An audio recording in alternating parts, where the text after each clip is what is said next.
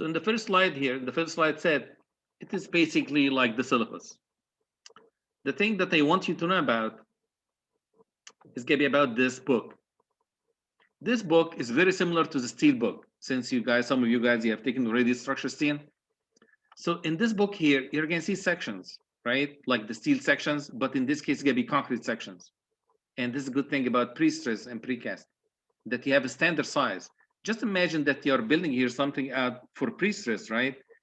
You cannot really do it like build your own custom section, concrete section, or form, for example. You cannot do it this way. It needs to be standard and typical. So once you do this, we need to put it as like a standard book. I'm not sure if you guys have seen this book or not.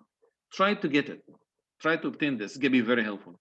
Whatever I need out of it, I'm gonna put like PDF and snapshots of it. It's gonna be copy and paste, right? But it is very useful, right? Also, there is lots of PDF copies of it. If you like to get a copy, this would be great. Some references here, like this pre-stressed concrete fundamental approach.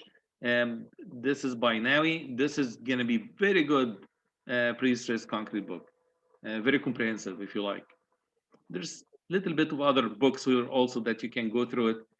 Also, what's important is the building code. You know, the ACI 318, 2014 is going to be important because we're going to be following it at a certain point. You know, when you do design, lots of precast is following the ASHTO, which is following the Caltrans design specifications, which is here is going to be one side. By any chance, is any one of you guys working in bridge design? Just like to hear it from you. Or has any interest about bridge design? I guess it was only one person. Am I correct? I used to work in that, and I'm going to work on that in the summer. Okay, very good. Okay, all right, thank you. So we have here two main codes, two separate categories of code, if you like. We have the ACI, which is mainly for buildings, because look at this, says building code requirements, right? It's not really for bridges. It is not tailored for bridges. And then you have the Caltrans or the ASHTO, the Caltrans design specifications.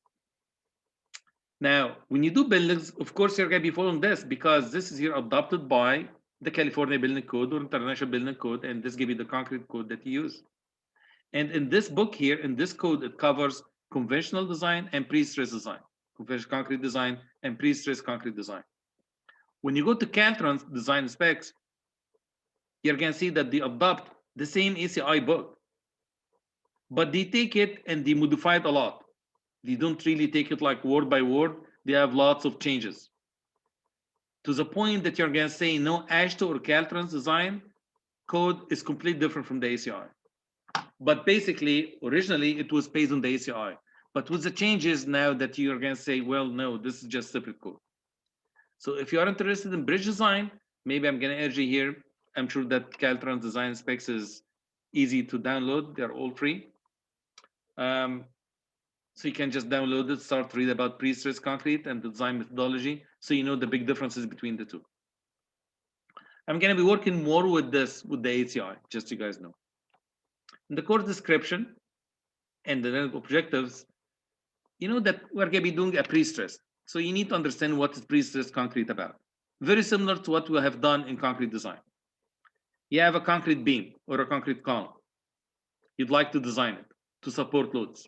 This can be your, this can be the goal, right? You have given loads, and what does it mean by design? Design means that you're going to have two values. We have the demand, which what you wanted the concrete structure to support. Let's say a beam, you want to support this much load. And then you have the capacity of the beam. Do you do anything else besides you compare capacity to demand? Yeah or no?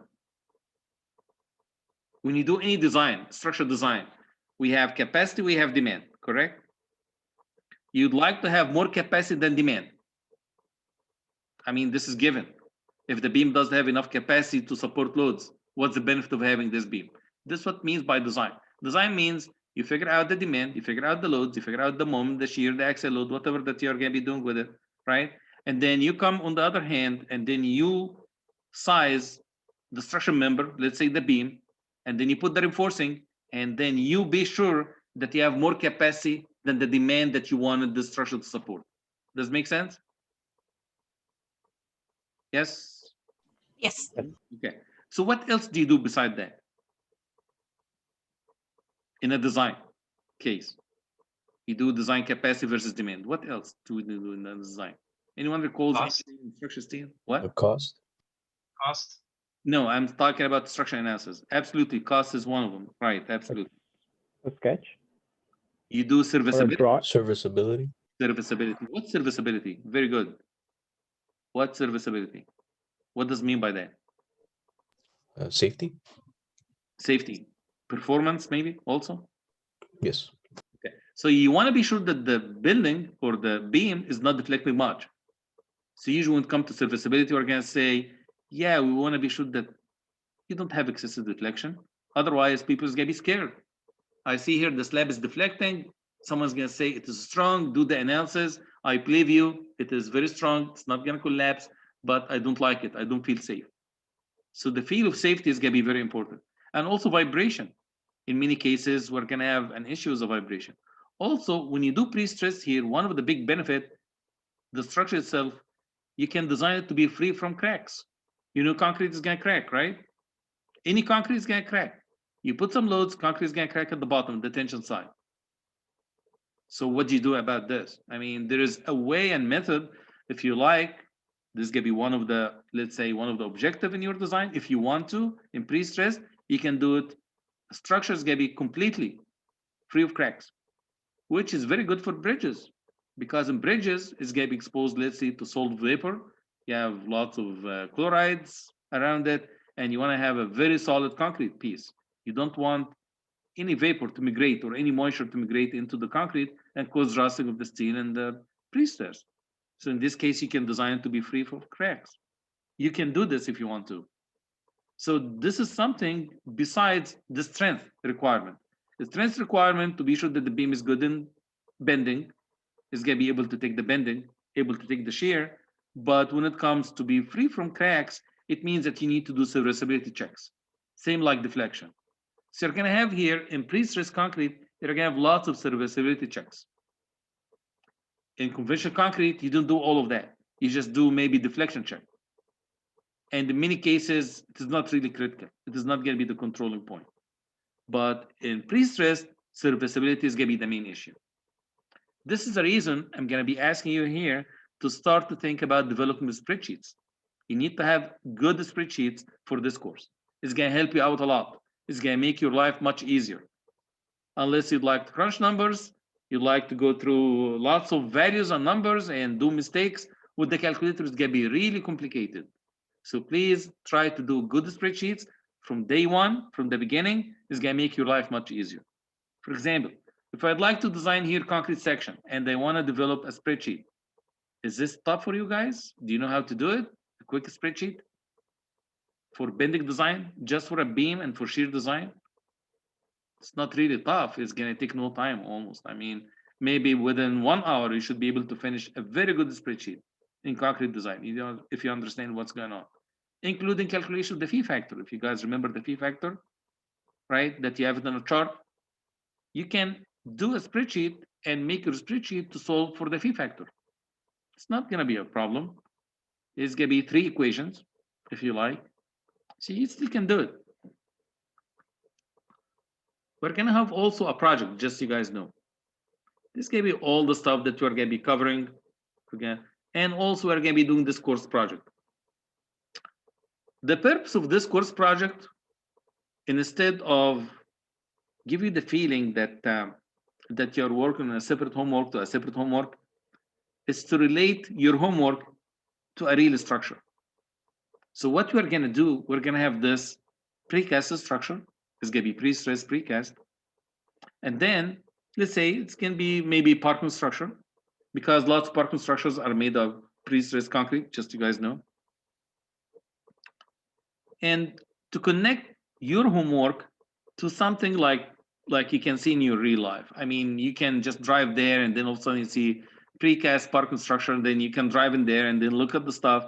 So you connect your homework to this, not just to give you like a beam. I don't want to just give you a beam. So this homework is going to be substitute for your homework. Meaning, once we start the project, we're not going to have a homework. It's going to be either this or that. When I feel that I have a piece of something that we're designing, right? Like a subject or a certain topic, and I feel that is not really related to this project. I cannot really relate to this project, but you need to learn it. So I'm gonna take it out of the project and just do it. It's gonna be a separate homework. It's not gonna be part of the project. But I would rather just have a project and let you guys work on it. And when you work on it, you're gonna connect whatever that you design here and all the analysis that you do to real life. As I said, you can just drive somewhere and just check this building and look at how it is built. How does he put it together? How does it look like at the end? And does it make sense or not? Any questions?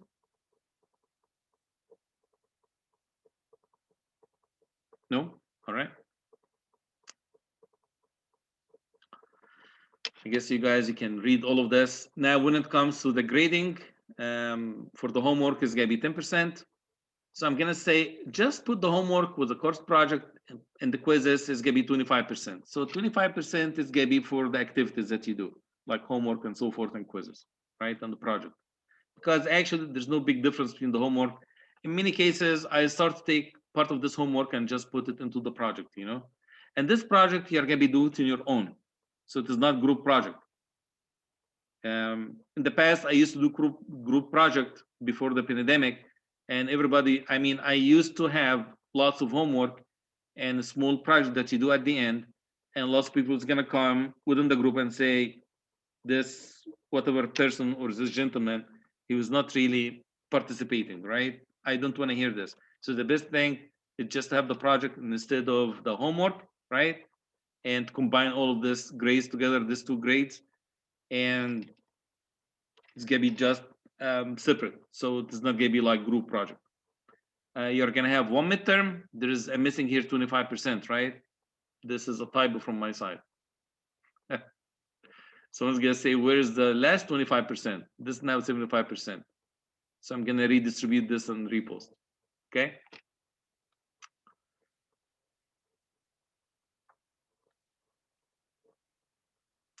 Okay.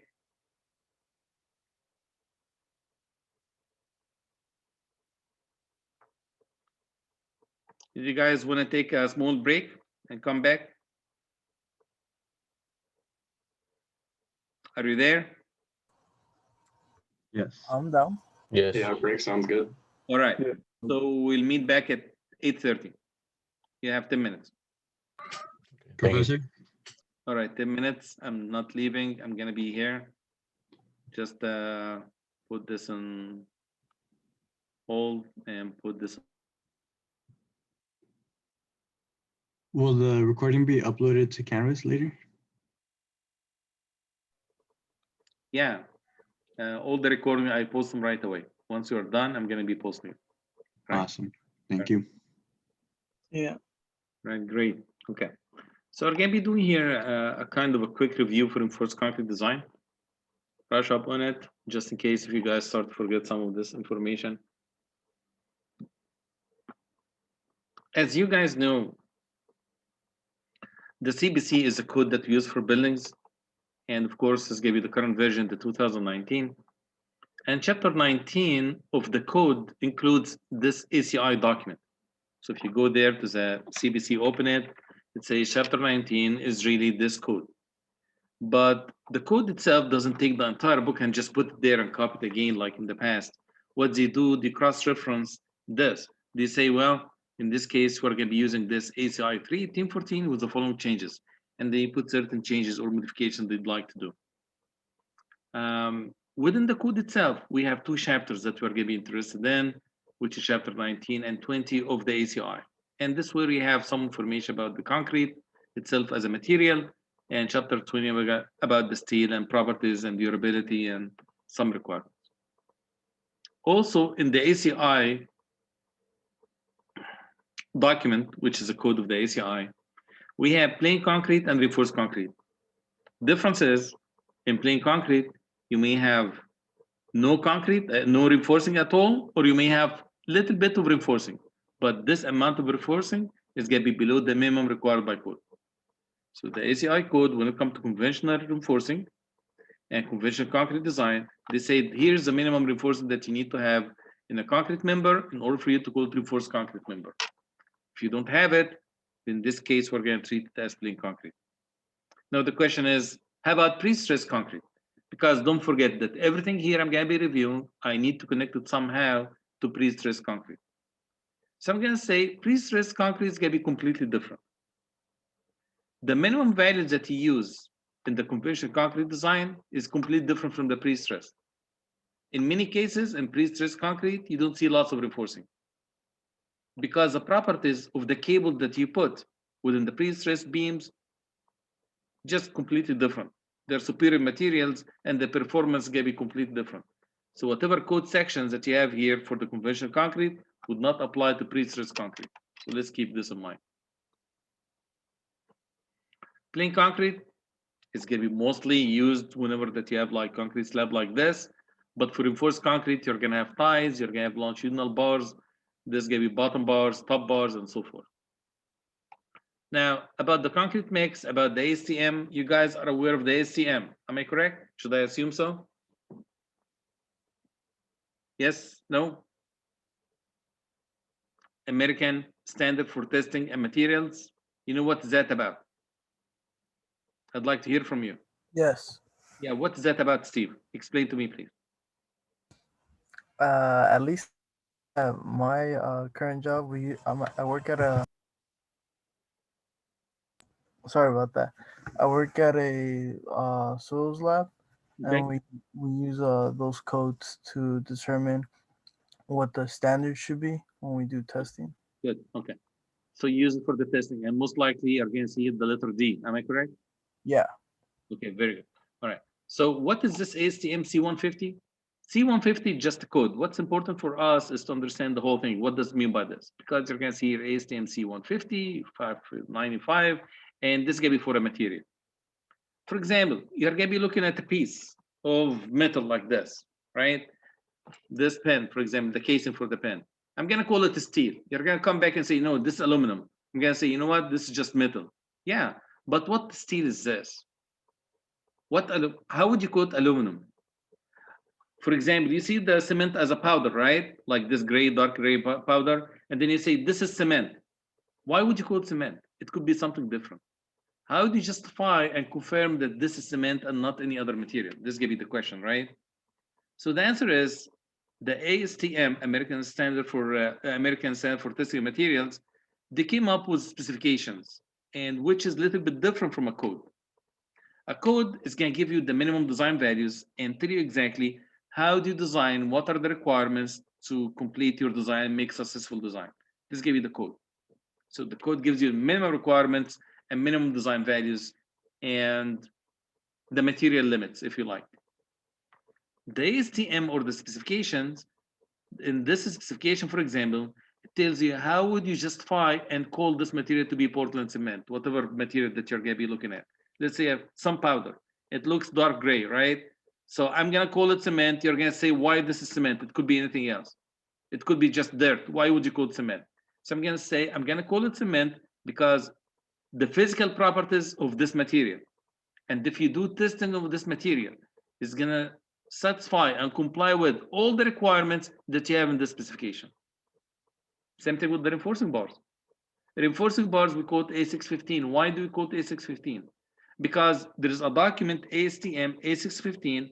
It includes the physical properties for reinforcing bars, if you like to call it steel, and also includes the chemical properties of it and the mechanical properties. For example, if you take it, you apply tension, this is going to be the properties of it. The strain is going to be this much. Physical properties is going to be looking like this. Chemical properties, if you like to take a specimen and do chemical testing on it, this is going to be the results of it. So if your steel or the piece of metal that you have in your hand, if you want to prove and just say that this is going to be steel A615, like a rebar, it needs to comply with all the requirements of this specification section. So like in here, Portland cement is going to be ASTM C150. Why this is important? Because when it comes to pre-stressed, we are not going to be using the same steel. Maybe same concrete. Yeah, Portland cement is going to be the same, right? Which is this Portland cement. This is going to be the famous one. When it comes to cement, As you guys know, we have two main major types of cements. We have type 2, which is a general cement, conventional cement, and then we have type 5, which is for sulfate resistant cement. We usually use this in foundation, we use it in bridges, right? Because this is gonna be resisting the sulfate and the chlorides. And so this is gonna be very good. I mean, we really would like to use this when it comes to structures close to the ocean or with some chemical exposures. You'd like to use this. This is gonna be the best one that you wanna use. When it comes to the aggregate, of course, it needs to be clean of any chlorides and any, I'm gonna say here, organic materials. No chlorides are supposed to be there, and no superfine materials. Superfine materials, like for example, silt, like clay. The clay is very similar to sand. The difference is gonna be in the particle size. The sand is a little bit larger in particle size than clay, and the silt is gonna be extremely fine. So we don't want this to be within this mix or within our aggregate. It needs to be clean of all of them. So it should be clean of clay, coal, organic materials, right? Otherwise, you cannot really use it in concrete design. Unit weight of concrete is going to be the same for pre-stressed and conventional concrete. If you don't have the values, if it's not specified in a problem or in the specifications that, let's say, that you're designing a project for, unit weight for concrete is going to be 150 for the normal weight concrete. And for the lightweight concrete, it's going to be somewhere between 110 to 115. So this one here, 150 for normal weight. Let's say about 110 for lightweight. Okay. Water, of course, needs to be clean. And usually the rule of thumb, if you can drink it and it's not harmful to you, it means that you should be able to use it in concrete. It needs to be free of acids, oils. I mean, someone's going to say, I still can drink water with oil. But this is not what we are talking about. We are talking about if there's pure water, that potable water coming from the tap, it should be fine. You should be able to use it in concrete. There should be any organic material, no salt, no sugar. You cannot. If you put some sugar, let's say a spoon of sugar in a cubic yard of concrete, you're going to be destroying it because the strength of it is going to be almost nothing. It's going to be, let's say that you're shooting for 4,000 psi concrete. If you put a spoon of sugar in a cubic yard of concrete, you're going to be getting maybe 100 psi concrete. It's going to be nothing. You can destroy it easily. And of course, you shouldn't have any chlorides, right? Or sulfates within the water. And you guys, you are aware of the admixtures, right? Like additives that you add to concrete. Concrete as is, you need to have very limited amount of water that you put in there. I'm sure that you guys are aware of this. Let's say it's about 50% of the cement weight is going to be water, right? With that, the concrete is going to be very hard to mix. And also it's going to be very hard to work with, to put it in the forms and vibrate it. This is not going to be an easy task. So in this case, you start here to add some additives to the concrete. This additives usually is going to be increasing the workability of the concrete, or it's going to change the properties of the concrete. So why do you put it there? Because you'd like to enhance the concrete properties. So they are not harmful. Usually they're going to be useful for your concrete. Usually pre-stressed concrete, we do lots of additives in there. So it's going to be very important part of the component here. Very important component, very important part of the mix. Concrete strength, since you guys all have taken concrete design, so I guess you understand that the three most important values that you are going to be looking at is going to be the strength of the concrete. Let's say that this concrete is going to be 5,000, which is the maximum value during the test.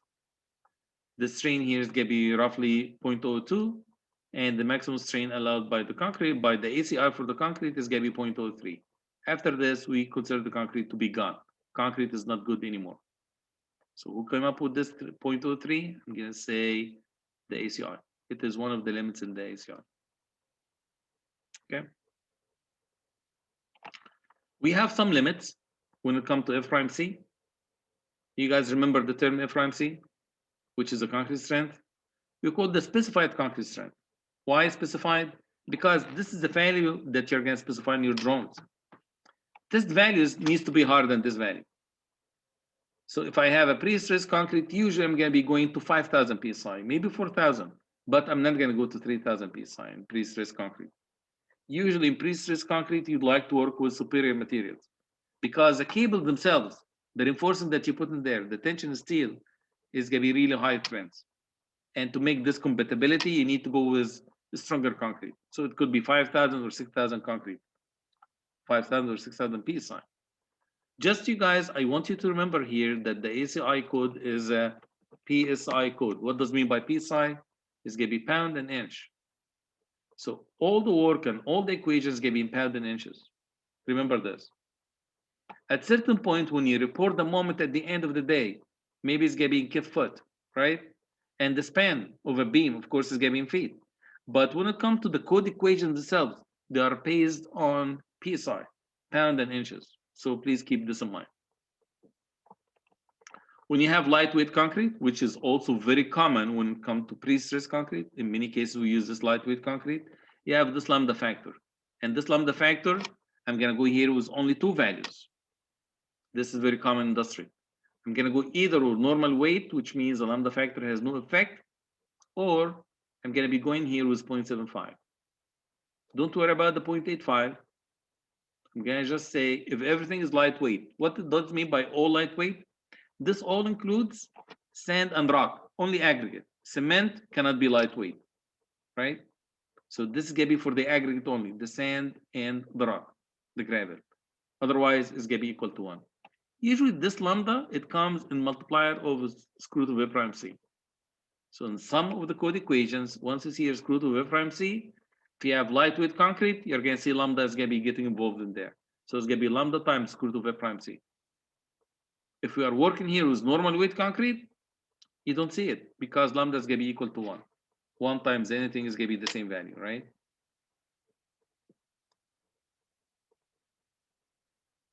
Yeah, I see here a question from Kyle. If the water tab is fine, I'm going to say, yeah, it has a little bit of fluoride, yeah, which is fine. And actually, all the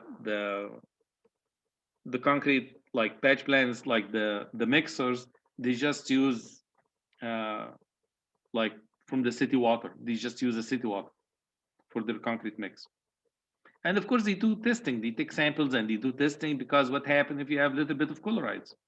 As long as it is going to be within the allowable limits, they should be fine. And of course, there is a code for it, like a specification for the water that you want to be sure this is going to be okay. But generally speaking, the water tap should be fine. You shouldn't have a problem with it. Now, reinforcing steel.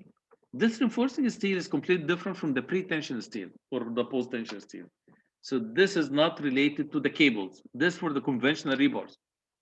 So in pre-stressed beams, we have 2 types of steel.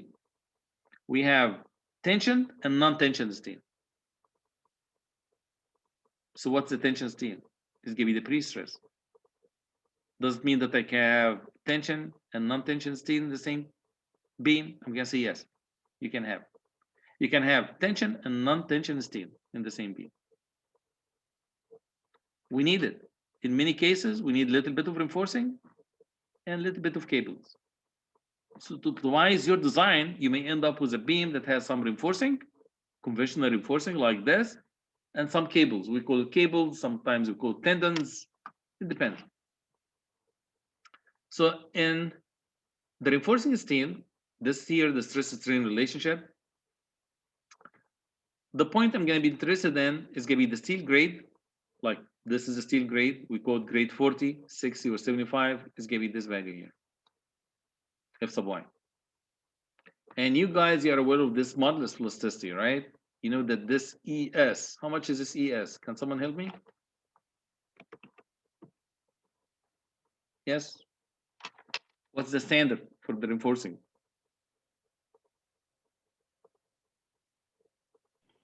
27,000? 27? 29. 29? Oh, okay. 29 what? KSI. PSI or PSI? KSI. PSI, Yeah. right? Which is real high. This is good for which steel? I'm going to say for this steel only. So is this the same when it comes to pre-stress steel? Like the cables and the tendons? I'm going to say no. It's going to be completely different material. So the steel that we use in pre-stress, it is not A615, it is not A706, it's going to be completely different. I'm gonna have two different materials, two different steels that I'm gonna be working with.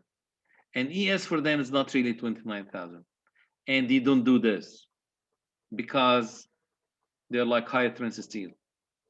When you're working with higher tensile steel, most likely you're not gonna have a well-defined yield plateau like this.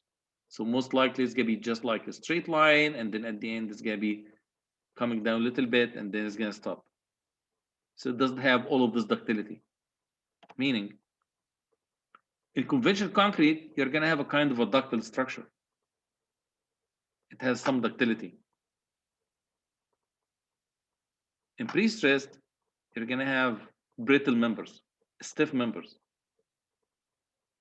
How about steel? Is the steel a kind of ductile material? What does it mean by ductility? Can someone explain me the term ductility? Yeah, I need help. It's able to like deform. Yeah, without failure. Yes. Very good. All right. So I'm gonna take here two materials, right? Here is one of them.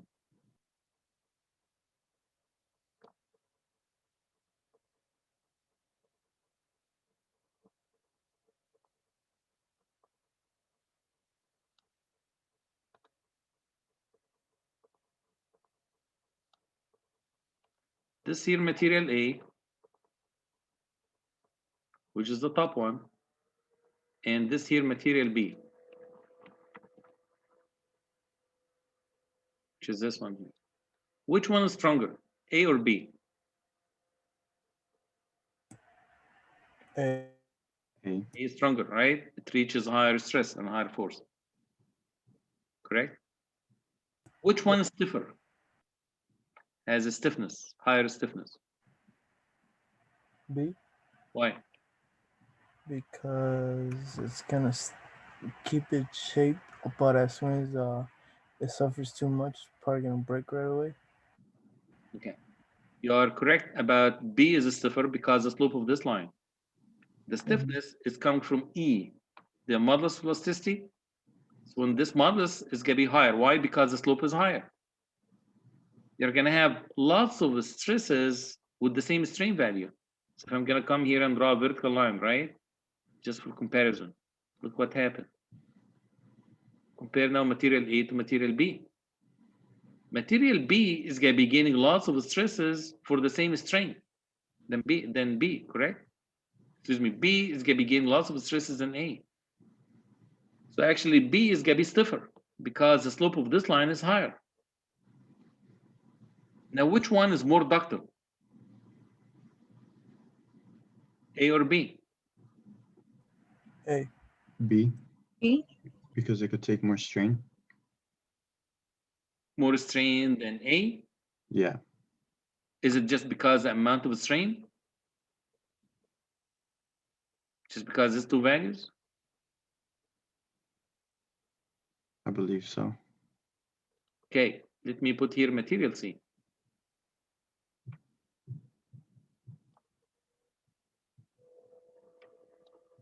Here's material C. Which one here is more ductile, C or B?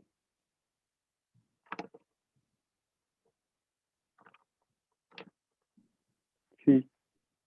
C is more ductile? Or Yep. B or A? Which one is more ductile here?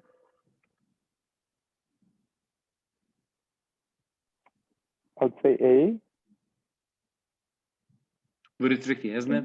B. Mhm. If anyone's gonna be interested in seismic, this is gonna be real important to you.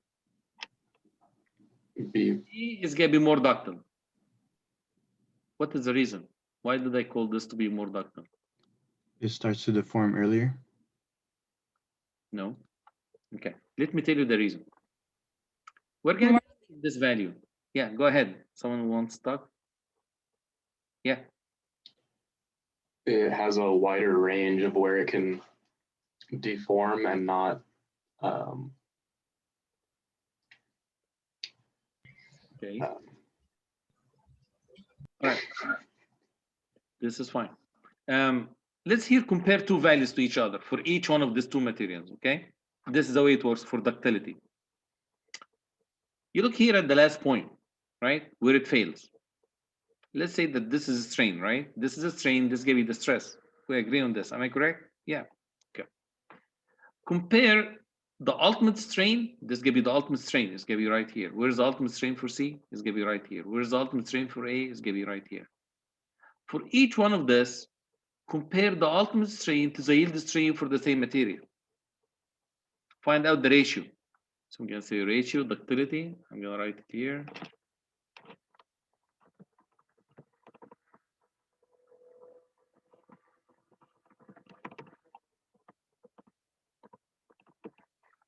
You take the ultimate, you divide by the yield. Not for the force, for the strain. Now compare the ultimate for B to the yield. This is a yield point, right? Compare this value, all of this X component, compare it to this component for the yield, the ratio. How about for A? How much is this ultimate compared to the yield, in your opinion? Almost 50-50. Yeah, so the ductility for A is equal to 2. How is that? Look at the distance from here to there, or the value compared to from here to there. So it's going to be equal to 2, correct? How about ductility for C? Compare all of this value from here to the 0.2, from here to this point. Let's say maybe 1.5. Am I correct? Yeah. I'm going to say C is going to be 1.5 and A is going to be 2. How about B? Can you help me with this? 5 or 6. 5 or 6. 5.5. Yeah, let's say 5 or 6. I mean, good enough for our discussion here. Now, which one is more ductile? You're going to say B. Yeah. Right? So it's not really about the strength. It is not about the stiffness. It is not about, so it's not the stiffness of this. It is not the strength. It's not going to be about the total strain that the structure is going to be able, the material is going to be able to attain. It's going to be about how would you compare the ultimate to the yield point. So generally speaking, pre-stressed is going to be very stiff. The strength or the stiffness of the materials of the member is going to be higher than that for the conventional concrete, which means you should be expecting maybe a bigger slope when it comes to the stiffness, right? So let's say if I have your conventional concrete and pre-stressed, this is going to be like which one? The pre-stressed, and this is going to be the conventional concrete. For the member itself, not the steel of it, not the pre-stressed steel, right? So this maybe, it could be, let's say for pre-stressed, this is going to be for conventional concrete.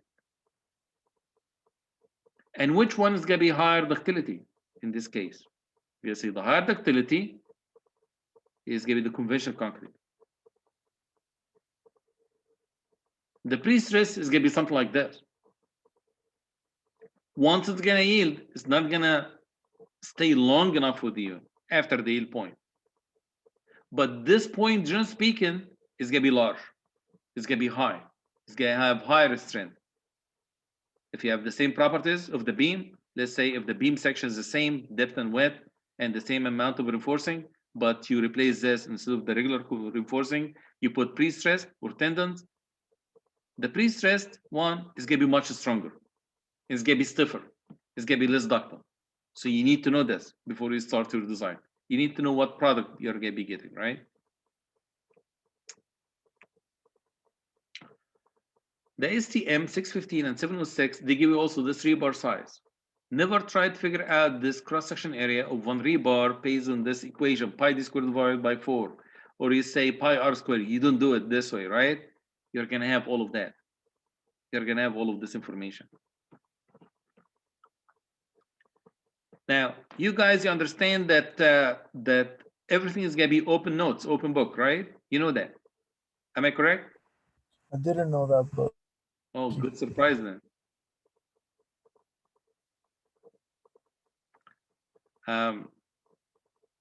The good thing about open notes, I need to warn you here, that you feel everything is going to be easy. I have all the notes. I don't need to study. I have the book. I'm going to be able to open the book and find out the equation and do it. What's the bad thing about open notes? Exams are harder. Exactly. What else is going to be more challenge? Yep. And You're not gonna provide a formula sheet. it's going to be the whole notes. I mean, you're going to have the book on you. The real bad thing is that once you feel that you have all the notes, you're going to relax. And then once you get to the exam, you're going to start to bunch the numbers and nothing is working because you're doing a little bit of mistake here and there and you're not careful. And you think that you know everything, but the reality is maybe you did not study enough. Of course, I'm talking about hypothetical person. None of you is going to be doing this, right? You No, all sir. study hard. I know. No way. All right. Here's the rebar, the standard rebar. It comes with some deformation. The pre-stressed or the tension rebar is going to be completely different. Here, this deformation we need it for the bond between the concrete and between the rebars. So the bond is going to be very important. In pre-stress, we have bonded and unbonded cables. So in some cases, we have bonded reinforcing for the pre-stress rebars themselves, the pre-stress cables. And in other cases, we have unbonded. There is no bond at all between the two. This is very interesting, right? Wait, you're saying that the concrete doesn't bond with the tendon? It depends. It's going to be up to you. You can design to be bonded and you can design to be unbonded. It's going to be your choice. It doesn't need to be bonded. I can't picture it, but okay. Yeah. So the question is how the rebar is going to be installed, this tension thing, right? If it is not bonded, I mean, it is unbonded, what's going to happen? Well, we're going to be connected from only the ends. So at the end, we're going to have an anchorage piece or an anchorage mechanism at each end, and then the cable is going to be loose inside. The question is going to work? Yes, absolutely, it's going to work. Lots of products, members are done this way, you know.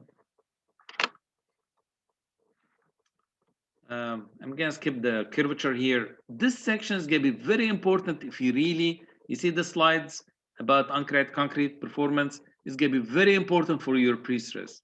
So please read this section very well. Okay. What is this section about?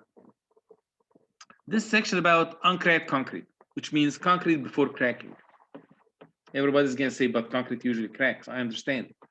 But let's say that you have a simply supported beam, which is the case in all pre-stressed structures. I'm going to say here, 95% of pre-stressed structures, let's say 90% of pre-stressed structures and members, they are simply supported. We don't do continuity unless you have a bridge. So in certain bridges, we start to do it this way. We just do it monolithic. It's going to be one big piece, right?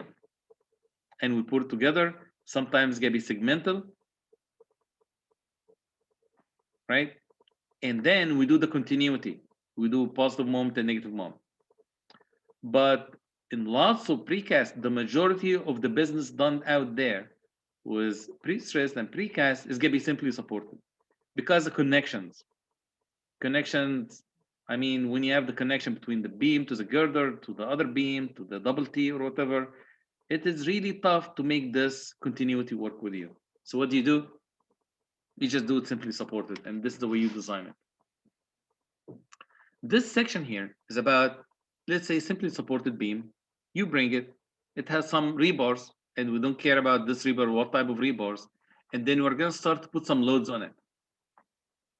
When you put some loads, you're going to start here to create some stress at the bottom, some stress at the top.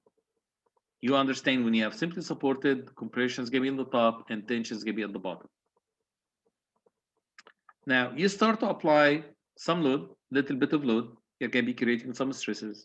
And as long as this stresses is below FCR, what is FCR? Which is this value here, right? As long as the tensile stress at the bottom is going to be lower than this value, no cracking is going to happen. We understand that. And where is this value coming from? We're going to say from the ACI. How much is this value for 4,000 PSI concrete? Can someone run it, please, for me, quick? What value are we talking about?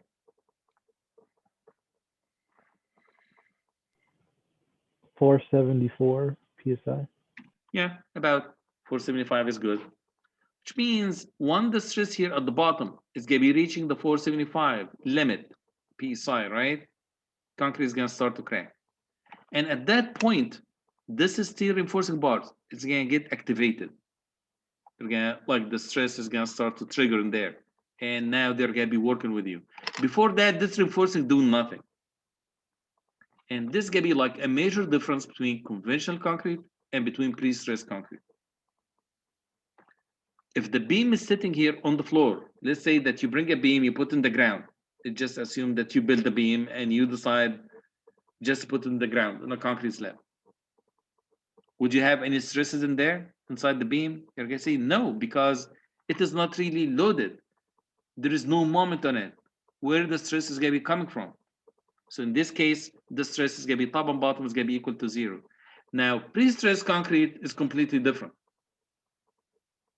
Because the way you build it, you're going to take the beam first, and before you do anything, you're going to put some compression at the bottom of the beam, which is a pre-tension or the post-tension. It doesn't matter.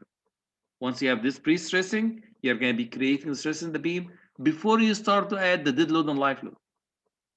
Big difference between the two. This is why this analysis is going to be really critical, and you really need to understand what's going on here. This analysis that we are doing. So again, before the bottom fibers, which is the tension fiber, reaches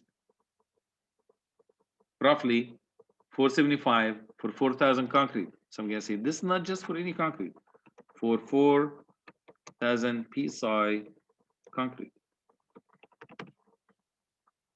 right? Based on this equation. If I have lightweight concrete, what change should I do to this equation? The feed factor? Oh, put which factor? Or is it lambda? The 0.75. Exactly, the 0.75 needs to be applied here. Very good. This is true. So this flexural formula, what's the flexural formula? I'm going to say, here's the flexural formula. You guys have seen this before, right? You remember this formula? This is the one in mechanics of materials that I'm going to be reviewing next time, right? We're going to review this in detail. But I want you to go through this section for this uncracked. Because this stress distribution, in the top you're going to have compression, the bottom you're going to have tension, right? You really need to understand this and review it based on this flexural formula. First, you need to find out the moment of inertia, right? You have this equation for the moment of inertia. And if you have a T section like this, you need to do this for the moment of inertia, something that you guys studied in statics in the past. So try to look up how to find out the centroid of the section, which is going to be right here in this case, right? The centroid, which means this is going to be the neutral axis, correct? And then after you find the neutral axis, which is the centroid of the section, you need to find out the moment of inertia for it. So you're going to divide this into two sections. You're going to see here's one section. This is going to be section 1. This is going to be section 2. For each one of these sections, you're going to do the moment of inertia for it. It's going to be pH cubed divided by 12 for each one of these. And then you're going to be adding these components. This two components, AY squared for each one of these. This is why we have this sigma, summation of. Something that you need to go back and understand it, please. The stress on the top, Ft stands for F at the top. It's going to be equals to the applied moment, whatever moment this is going to be, right? Moment, divided by the total moment of inertia for the total section, for the entire section, multiplied by Y top. Now, where is Y top? This is going to be very important that we need to identify. You can say from here to there is what we call Y top. It's going to be this value here. It's going to be Y top. How about Y bottom? For this equation, which is this for this. Y bottom is going to be equal to the moment divided by the moment of inertia times Y bottom. So we're going to say this is here is going to be Y bottom. Now where's Y bottom again? We're going to say the distance from this point all the way to the bottom fibers. This is going to be Y bottom. Okay. So what is this? What is this SB? SB is actually called the section modulus. And this section modulus is going to be equal to the moment of inertia divided by this Y. So you see this, M is the same, and this I divided by YB, we can replace it with SB. And you have good explanation for it here. This exercise is going to be very important. Here's definition for S top and S bottom, right? We're going to be doing this a lot. My advice to you is start putting the spreadsheet. This is going to be my advice to you. If I give you the moment, can you do check on the stresses top and bottom? It's going to be a very good exercise. It's going to save you lots of time. And you can easily do mistakes here. In these equations, you can do lots of mistakes. Especially that this moment, at one point, I'm going to say M dead load. I'm going to say superimposed dead load. And then I'm going to say life load. I'm going to say total load, right? And at each point, I can play with whatever moment of inertia that I'd like to use. So you can have lots of stress values, and then you need to add it together. So start by studying this. This is going to be a real core piece of information that you need. Okay? I don't know if you guys have seen this already or not. In our break, I posted the 3. Did you guys just 3 files?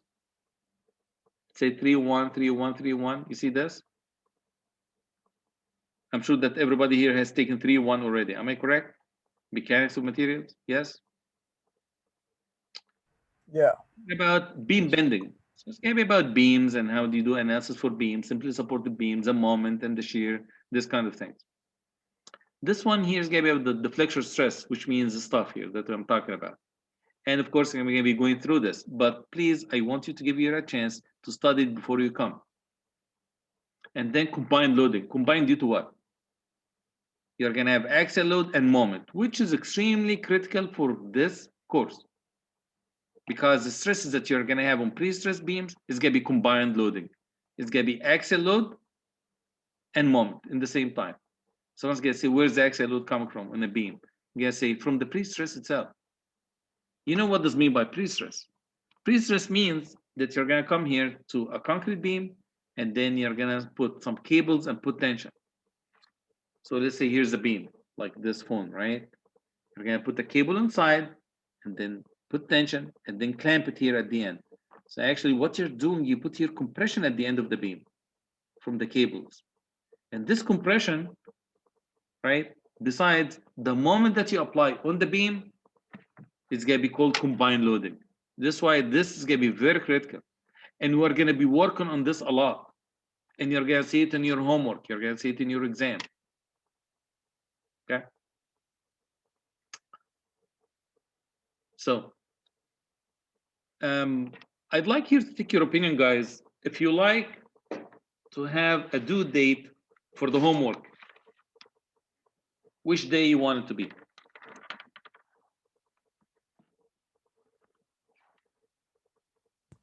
One day through the week.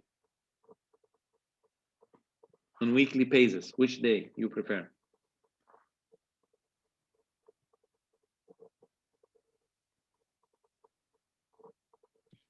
When do you normally put the homework to? Well, here are the options.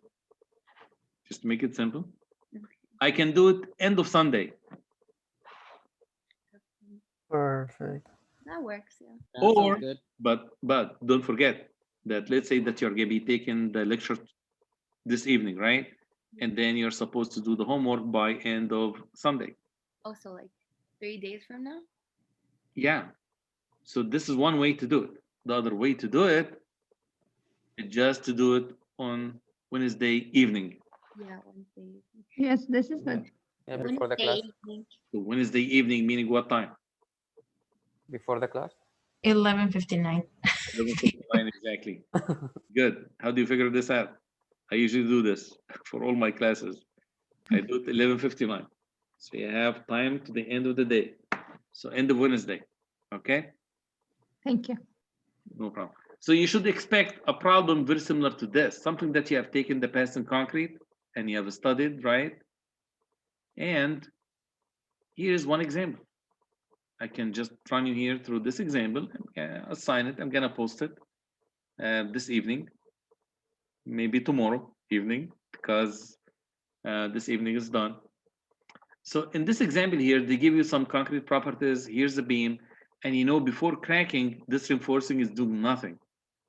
Because at the point of cracking, the 3 bars are not triggered yet. So you can just ignore them, right? And then they give you here the yield strength is going to be 6 KSI. I don't care about it because the reinforcing bars, they say here, where's the cracking moment? All what I care about, the 4,000 PSI concrete. And the beam dimension, 16 by 24. It says, how much is the cracking moment for this? I'm going to be using this equation. Which equation? I'm going to call the Flexural Equation. Here it is. The tension, which is in the bottom stress, is going to be equal to M divided by I times Y. When you have a box like a rectangle, this YB is going to be equal to 1/2 of the height, correct? Because centroid is going to be right in the middle. So here's a cracking stress, 7.5 square root of V prime C is going to be 474.3, which is almost 475 PSI. And any stress is going to be equal to the moment divided by the section modulus. What's the section modulus? Which is this S. But in this case, it's going to be S bottom, which is I divided by Y. Section modulus also is given by this equation. How much is B? I'm going to go back here. B is going to be 16, and the depth is 24. So it's going to be 16 times 24 squared divided by 6. Here is section modulus. So from this equation, I know that stress is going to be equal to M divided by S, right? From the Flexural Equation. Now, at this cracking point, the stress is going to be 474.3, and the section modulus is going to be the same, 1536. The question is, how much is this moment? So I put this in one equation. Here's the stress, moment, section modulus. Cracking moment turned to be this value here.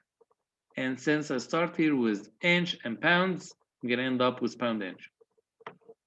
At the end, usually, you'd like to report the moment as in kip foot. So maybe you'd like to divide this by 1,000 and then divide again by 12. So the question is, what happened if I give you the moment and ask you for the stress? You're going to say, okay, let's just use the same equation. But this is not going to be FCR, it's going to be just the stress, the top and the bottom. Moment is going to be given. Section modulus, you can figure it out because I'm going to give you the section. So figure out the tension and compression stress on top and the bottom of this beam. And actually, this is going to be your homework. So your homework is going to be very similar to what you're looking here at. But instead, I'm going to give you here a T-beam. It's going to look like this. I see here a note from Teresa. She says, Thursday right before the class. Do you guys like that? Yeah. Okay, I have no problem. I'm not going to touch it before you guys upload it.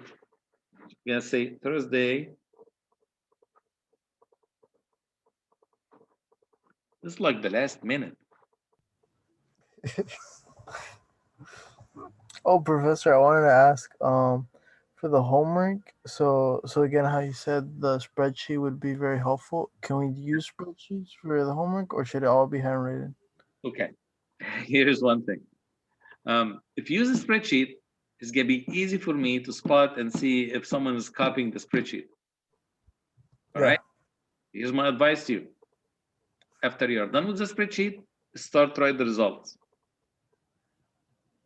And at certain point, I'm going to be meeting with you, with every person like individually. That's what I'd like to do, to be able to evaluate. Because big challenge here for any educator is to how to evaluate people that you don't see them right in front of you, right? Yeah. My only chance is to have extended office hour and meet with everybody, right? With each one individually and ask them questions.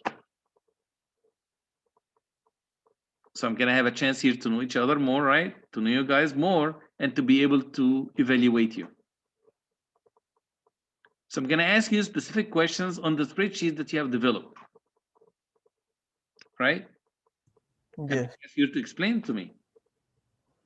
So please do not copy spreadsheets from others. Gotcha. For the spreadsheet, if we go like a very detailed breakdown of how we're using the numbers, would that help also? This is what I'm saying.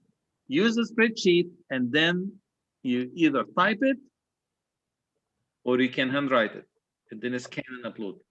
Oh, okay, cool. Because I need to show to see steps. In other words, Oh, to show work. Yeah, I get you. So All right, to show work. I'll probably handwrite I then. mean, you cannot just have the stuff embedded in the equation and you're going to say, well, there should be something wrong there. Okay.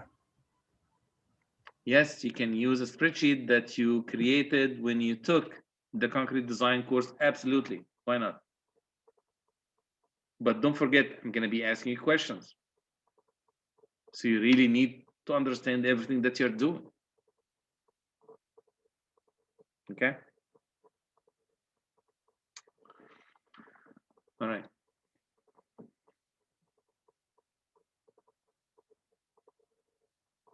So you guys understand the difference between T-beam and rectangular beam. It depends on when the compression is going to be at.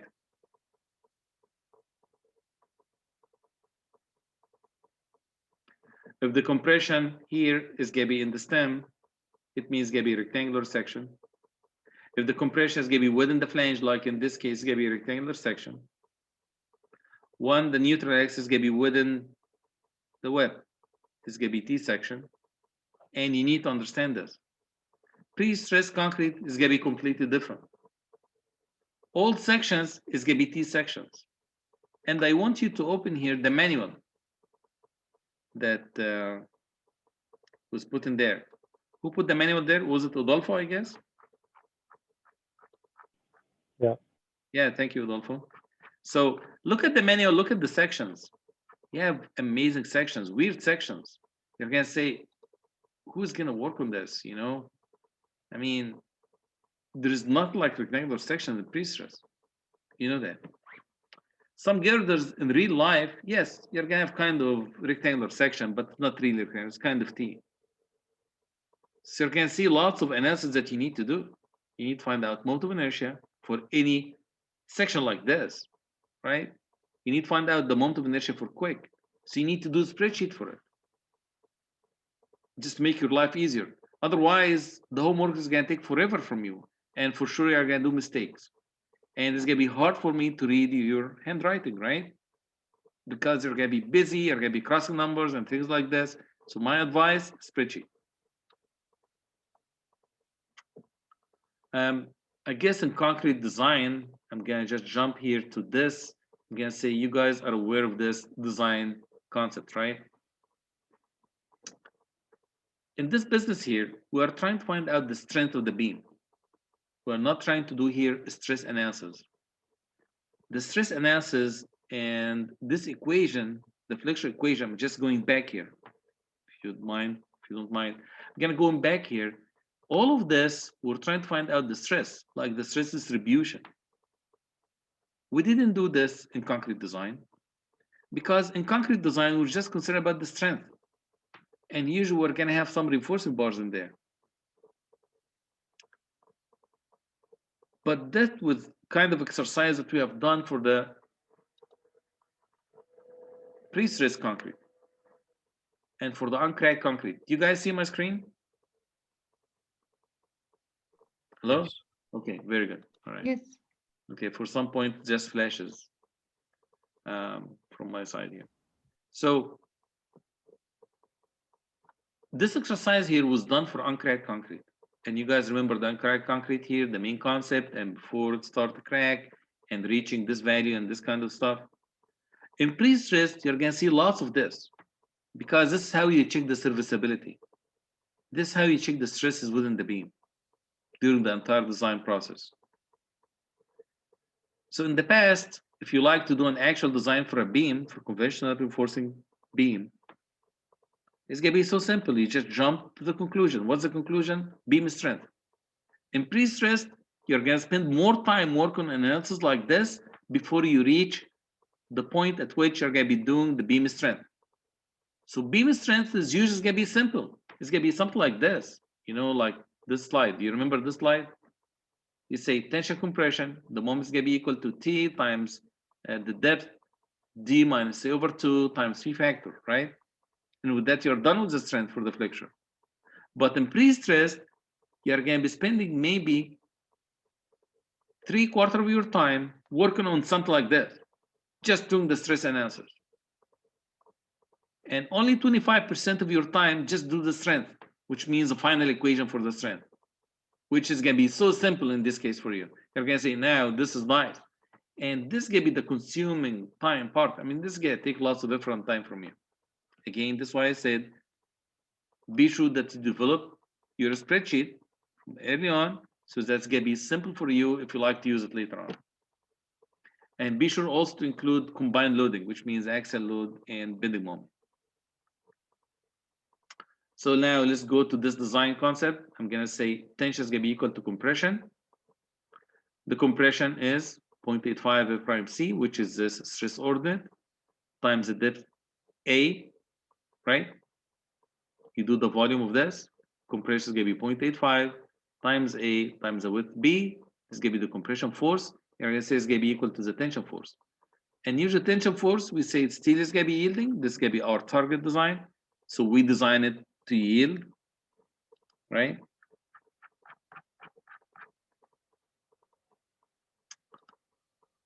And then once we set them equal to each other, we can solve for A. So what is the reason that we said T is going to be equal to C? Just to solve for A.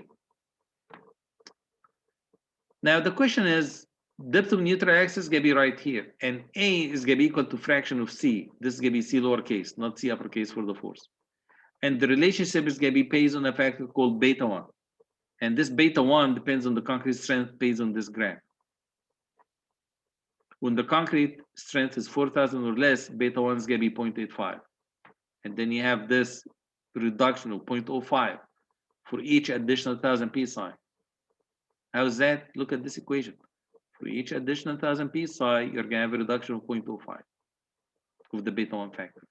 Once you get to 8,000, it's going to be flat to 0.65. So what is this beta 1 again? Relationship between A and C. The only reason that you need this to be able to develop the factor phi. And this can be developed based on the strain in the steel. So based on the strain in the steel, you can come up with the phi factor. So again, design concept. This one's gonna be the same as here. You're gonna set here the compression force, 0.85 F prime C B A. You set equals to AS times Fy. Tension force. You have the strength of the concrete. You specify it. You have the width of the concrete beam. You have the amount of steel that you're going to propose at the beginning. You have the yield strength of the steel that you picked. Now you can solve for A because you're going to be setting C equals to T.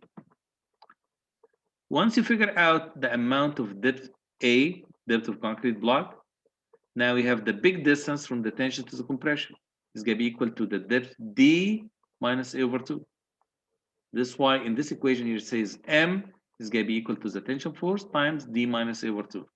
Because with this, you're going to have here a couple, two forces, compression, tension. The distance between the two, again, is D minus A over 2. All right? I have a question. Yes. Can you go to that last slide that you were just on? This one? This one? The one with the A equation? Yeah, right there.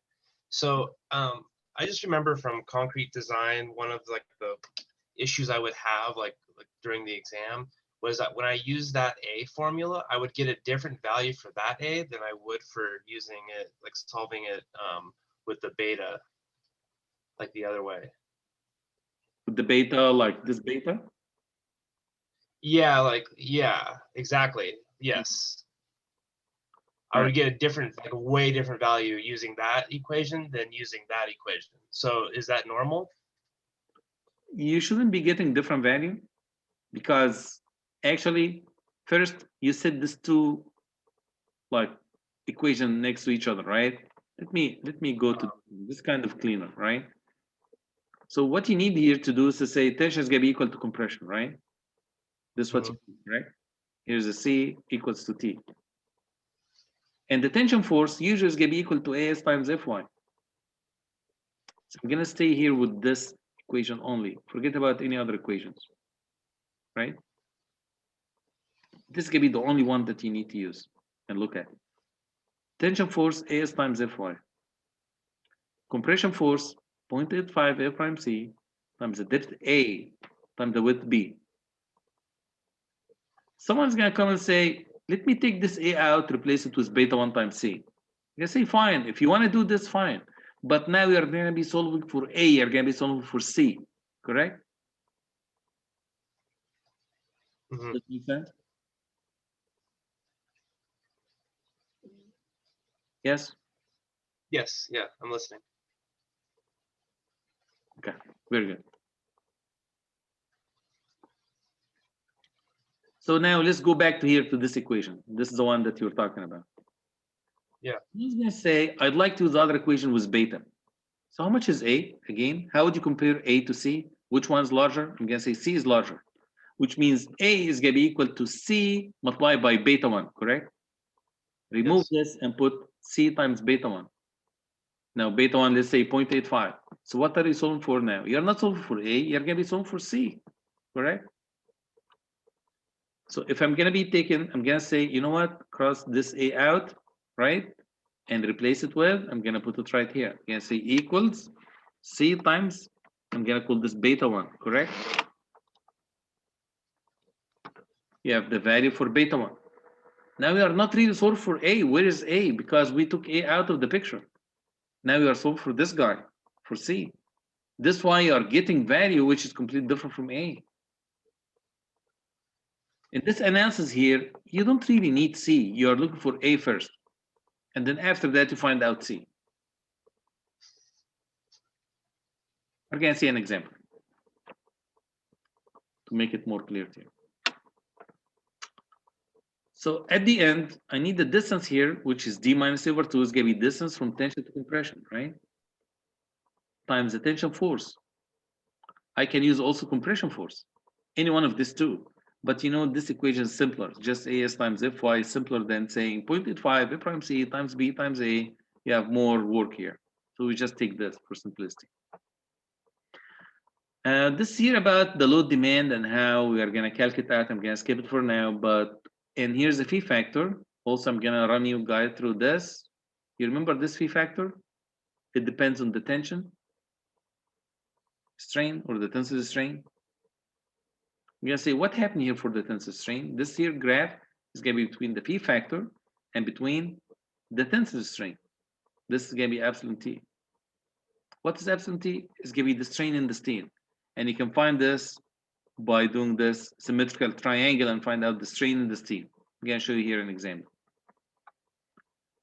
If the strain in the steel is going to be at 0.02, which roughly is going to be at the yield point, what's going to happen? Your phi factor, of course, I'm not going to be working with a spiral. We're going to have beams, and also we're going to have rectangular beams or T beams, right? It's going to be for pre-stress, it's going to be this solid line. So it's going to be 0.65. If the tensile strain is going to be 0.02 or less. Once it goes to 0.05 or higher, it's going to be 0.9. The middle is going to be transition zone, and we're going to be using this equation. I can use this equation. Look here at the strain. The strain goes up in this direction. Look at this factor here. It says C divided by D.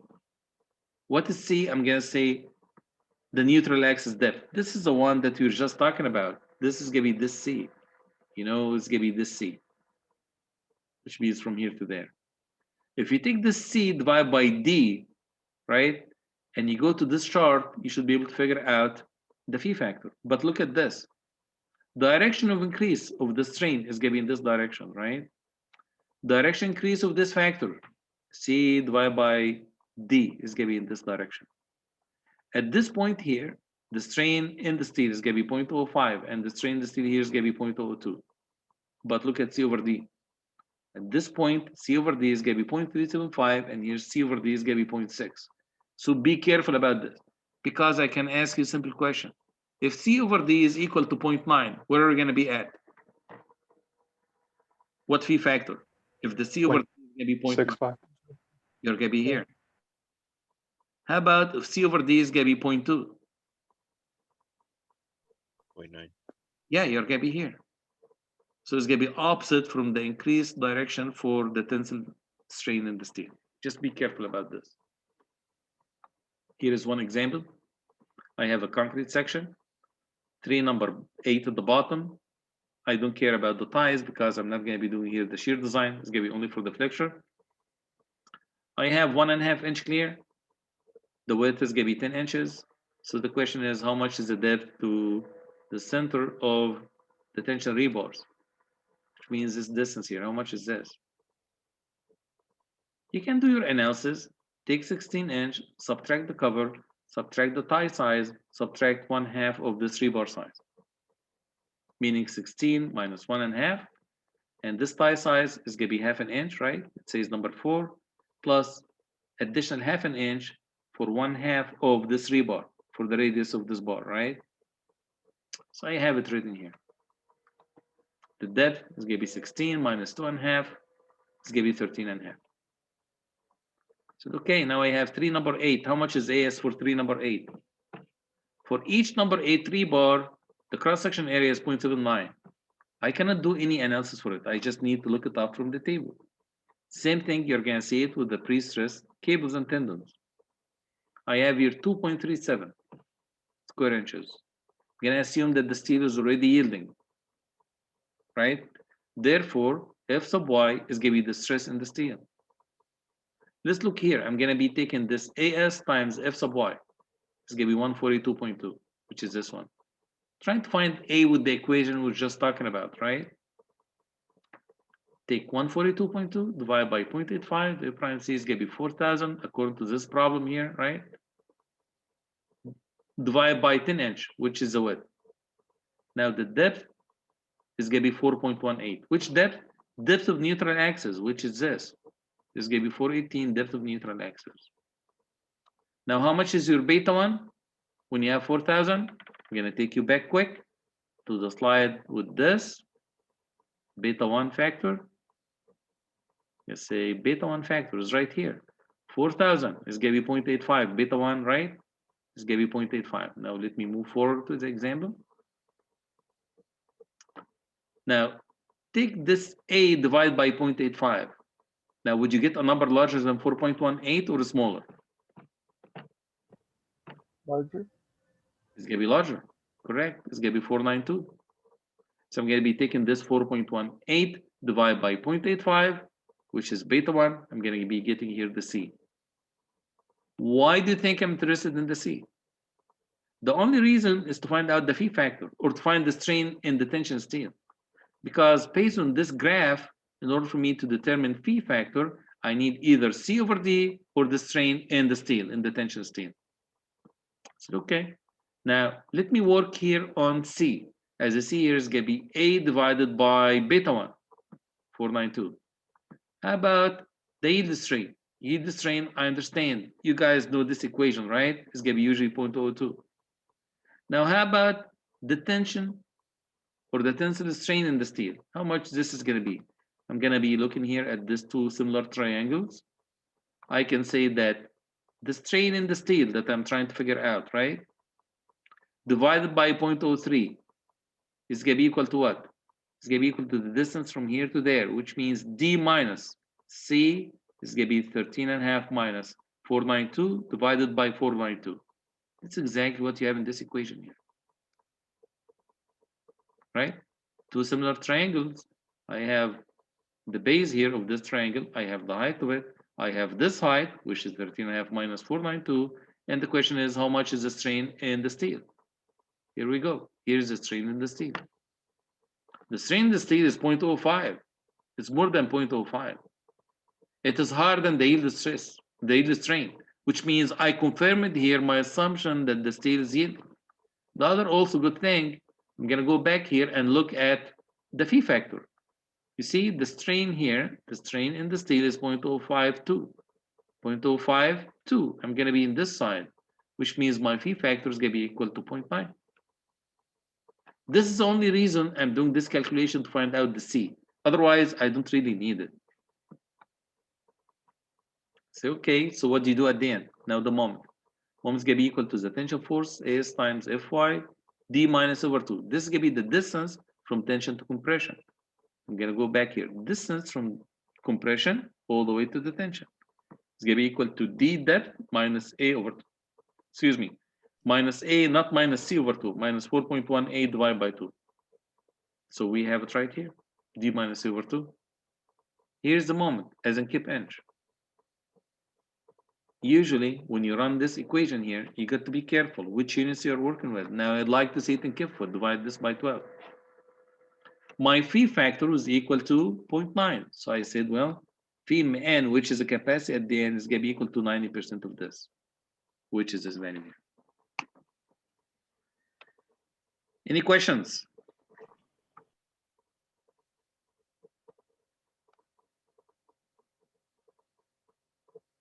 Hello. All right, we're done for the night.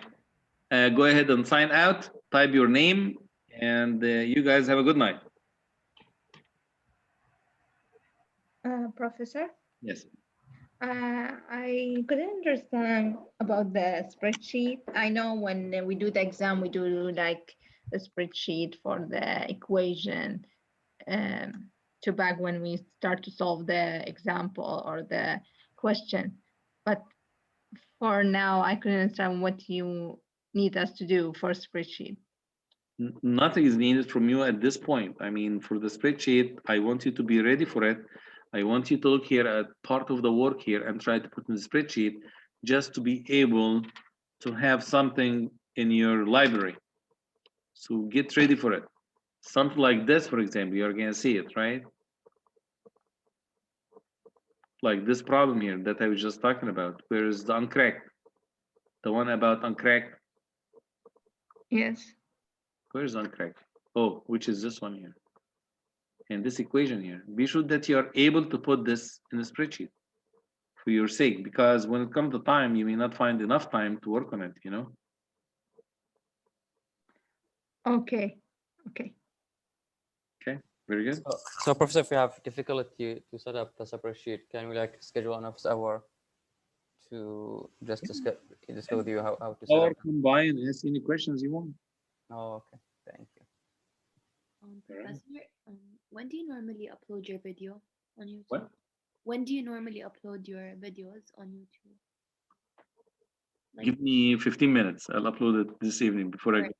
are you going to provide like the link or anything? Are you going to put it on? Yes, I'm gonna put it right below the lectures. If you go here, it's gonna be at the bottom. It's gonna be right here. Okay, thank you. No problem. Professor, you're not doing YouTube anymore? What? Oh, you're not doing YouTube anymore? What do you mean? I'm gonna Like, put YouTube. Yeah, I'm gonna put a link to YouTube. oh, okay, cool. Thank you. No problem.